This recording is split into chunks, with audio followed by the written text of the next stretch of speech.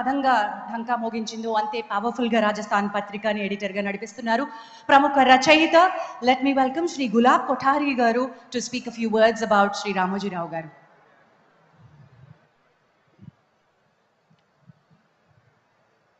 सम्मानीय मुख्यमंत्री महोदय, सम्मानीय किरण गारू जी, सम्मानीय मंच पर सभी विशिष्ट अतिथिगण,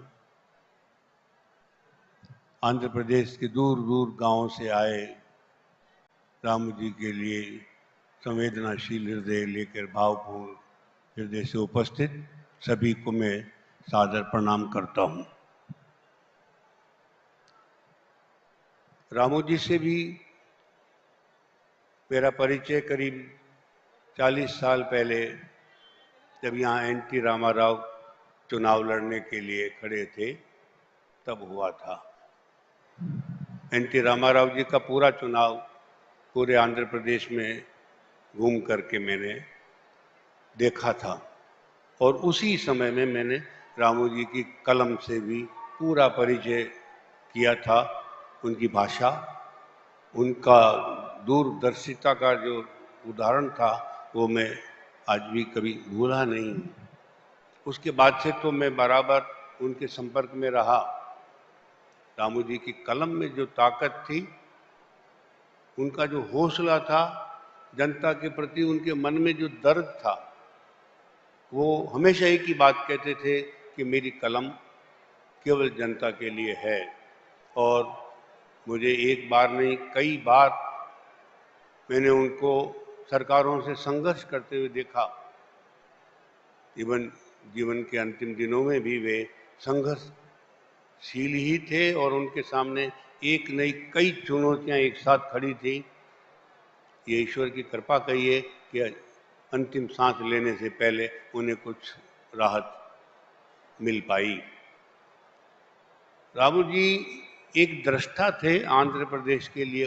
अब तो तेलंगाना आंध्र 2 हिस्से हो गए, पर उन्होंने जिस तरह से परंपरा और विज्ञान, आधुनिक जीवन दोनों का समावेश करने का प्रयास किया, कि आपके सामने है, फिल्म सिटी की परंपरा की बात नहीं थी, वो इस देश के लिए एक बहुत बड़ा योगदान था। लोग बरसों अभी तक पीढ़ियों तक याद करेंगे उनके इस योगदान को। पर मैंने उनका दूसरा जो परंपरागत रूप भी देखा। उनकी 3 पोतियों की शादी देखी मैंने, जब तीनों ही पोतियों के दूल्हे के उन्होंने पांव धोए, जमीन पे बैठकर उनके चरण पखारे। ये इस देश की बहुत बड़ी महान देन है, इस दिव्यता है। मैं इसको दिव्यता कहूँगा कि दिल से वो इतने गहरे भी थे, इस आस्था से जुड़े हुए भी देखा मैंने। व्यापार के स्तर पर तो खैर बहुत ही कुछ उदाहरण उन्होंने छोड़े, और शायद उनकी सरकार से टक्कर लेने का जो सबसे बड़ा जीत का कारण यही था कि उनके व्यापार में कहीं कोई कालापन किसी को पकड़ में नहीं आ पाया।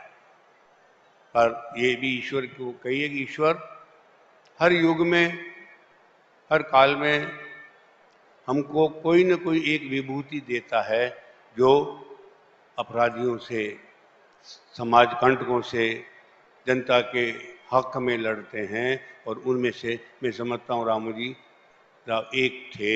मेरे लिए तो बहुत बड़ा संबल थे, क्योंकि अब आप देखिए 40 साल पहले तो मेरा प्रवेश ही था पत्रकारिता में, और तब से मेरे करीब करीब हर लेखन पे मैं उनके साथ मेरा आदान प्रदान था। जब हमने अपनी सरकारों से लड़ाई लड़ी, तब हमारा सबसे बड़ा जो संबल था मेरा, वो रामोजी राव थे।